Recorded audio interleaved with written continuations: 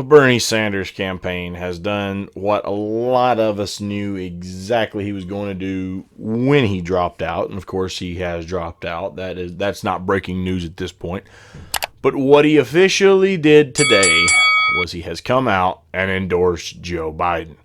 Now, the first thing that pops into mind is this immediately flies back into the face of the claim that he was dropping out but continuing to stay on the ballot so that he could gather delegates, to use those delegates to then push Joe Biden to the left, to run on potentially some more lefty positions. What happened? How can you make that case now if he's not only saying I'm suspending my campaign, but I'm also going to endorse my opponent? Meaning, okay, if I endorse you, then that would mean that I'm agreeing with where you're at right now. Doesn't mean that I might not want to see some change, but I'm willing to accept what you're offering right now. Okay? So, again, this goes back to the argument of why endorse now.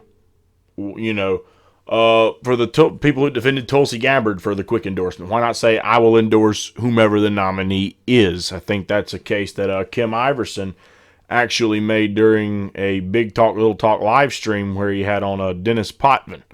Okay, it said, okay, why don't you just say I'll endorse whoever the nominee is and leave it at that? Best way to come out of it. Right here, Bernie, yes, he suspended his campaign. We know he's not going to win. But the speculation was, let me just stay on these ballots anyway, and then I'll gather as much as I can, and then I will use that to try and sway your opinion. Well, that ain't happening now if you've already endorsed the guy, huh? So basically what we're getting at here is Bernie Sanders has once again did exactly what he said he was going to do. So it is, of course, no surprise he said he would do it. He has completely bent over and he has puckered up, put a nice lip balm on, and kissed the establishment Democrat ass. And again, very fitting that all these people are kissing ass. Particularly the ass of some jackasses, and it's very fitting that when you look at the Democrat Party's animal, it just so happens to be a jackass. Okay, fits very well to a guy like myself. Now, for everyone who tried to say, "Oh, well, Tulsi didn't call for you to go out and vote for Joe Biden."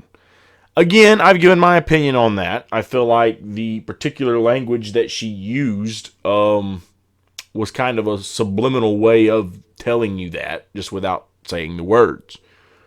But Bernie was much more cut and dry. Bernie most certainly said that he hoped not only the Democrats, but that the independents and even some Republicans would come out and support Joe Biden.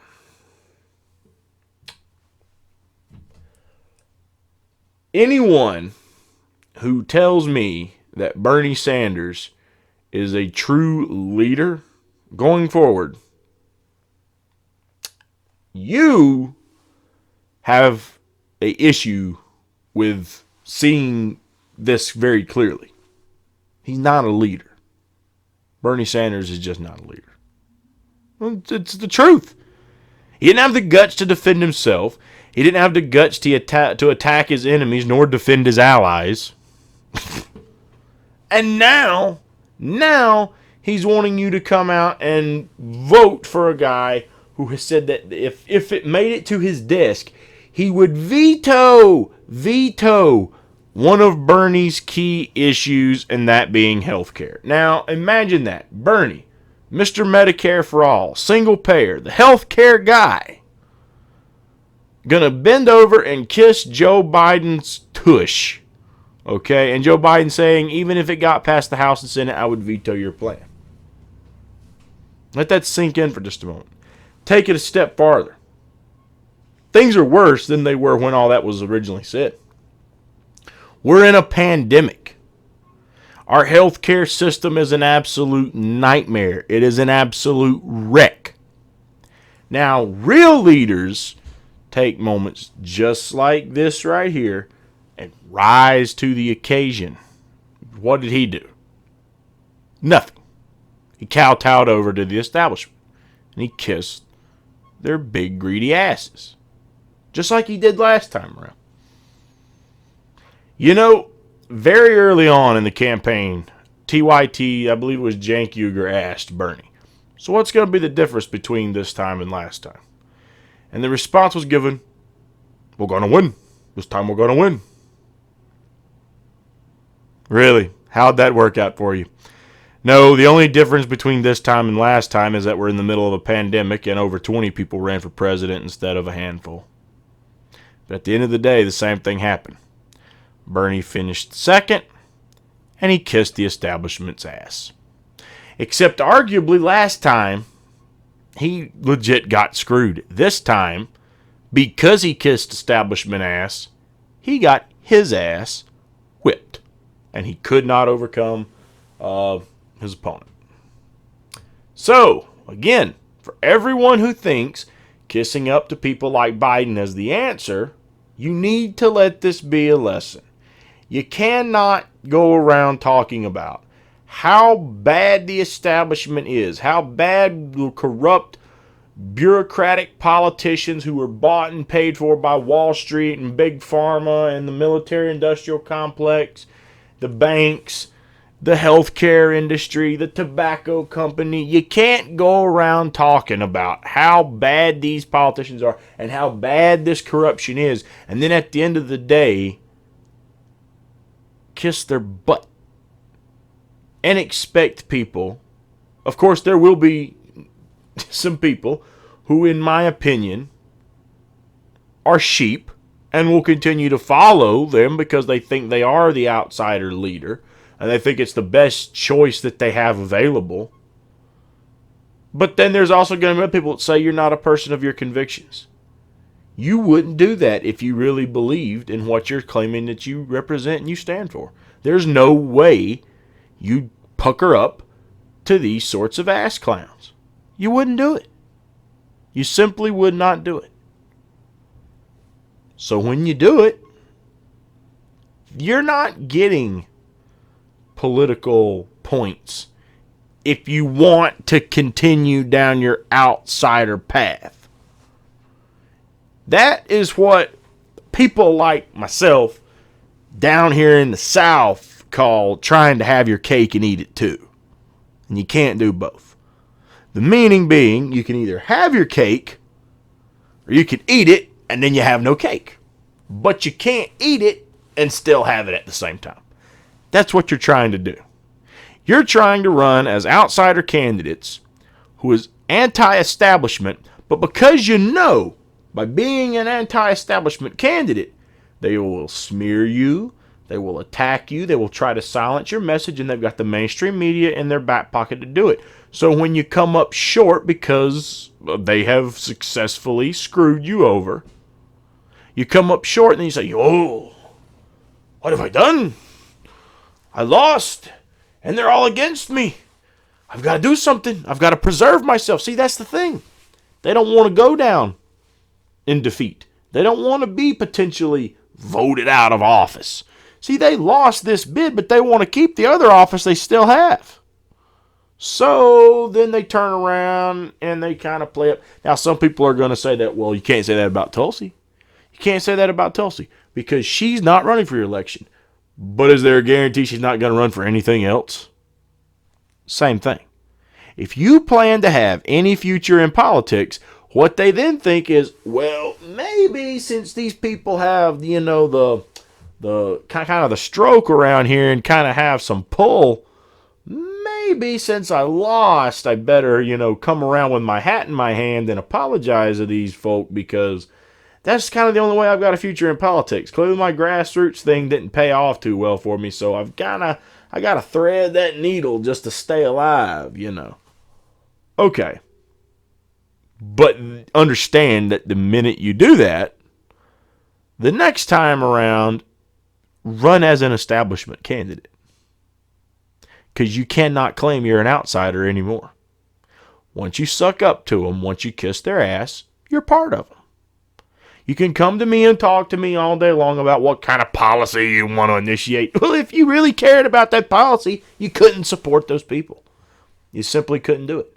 So the fact you can means, guess what? You could give a fuck less about that policy. And we know it. People like myself and many others who, see through the bullshit, we can see that. You really don't care. You're all talk. Ironically enough, it is the guy sitting in the White House right now who pointed out when he ran.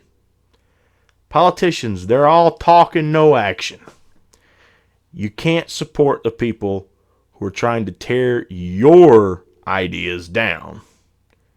Promote them to your audience as the best choice out there, and then run as an outsider again the next time around. Some people will believe you, others won't. Meaning that the base you've had this time probably doesn't really grow, it fractures apart. And you think that the establishment doesn't know that? Of course they do.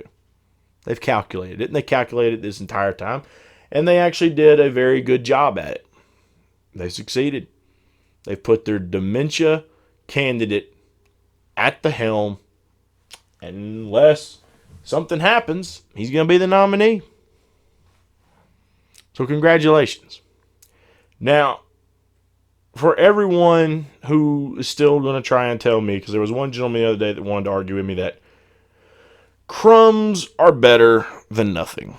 We're going back to this old thing. Any blue will do. Joe's the nominee. Learn to live with it, son. Go vote for Joe Biden. I encountered that the other day on a live stream with Big Talk, Little Talk. A guy in the chat section wanted to try to pitch that argument out there. Let me be completely honest about this. First of all, to tell me that, Joe Biden is a better choice, how? How? I don't see a good track record. He wanted to cut funding to social programs. He wanted to cut funding to Social Security. Okay? I voted against Afghanistan, I believe it was, but didn't have a good track record with Iraq. Blatantly said when he was a young politician he would have been a corporate whore, but they didn't give him the money because they didn't think he was experienced enough in politics. They said, come back when you got a few years on you, sonny, and we'll hook you up. I mean, really? This is your hope? This is a guy that's going to give you some more crumbs, huh? Best case that I heard the guy make for how Joe Biden is going to be a better choice than Donald Trump. Well, he's going to appoint pro-choice judges. Wow. Pro-choice judges. In a country where we have a pandemic, need a health care reform, need a lot of things in this country, need a trade policy completely overhauled, need a foreign policy dramatically overhauled, need things like UBI, need things like health care, single payer. And you're getting none of that, but you're willing to part with all of that. All of the stuff that most progressives say they want, you're willing to just let it all go. All of it go. For pro-choice judges. And what are they going to say? Well, a little bit of something's better than nothing. Okay, how do you know that Joe Biden's actually going to appoint a lefty judge? How do you know? Yeah, they might be pro-choice, but how do you know they're not going to just be middle-of-the-road judges? I mean, look at Obama's record. How many real big lefty judges did he put in office? In the Supreme Court, huh? Oh, by the way, remember, the reason Donald Trump's getting so many court appointees is because Obama failed to appoint them.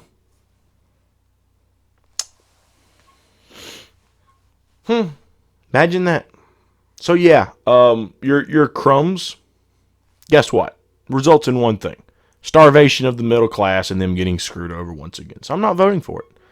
As far as the argument that a vote for a third-party candidate is a vote for Donald Trump? No. A vote for Donald Trump is a vote for Donald Trump. A vote for a third-party candidate is a vote for a third-party candidate.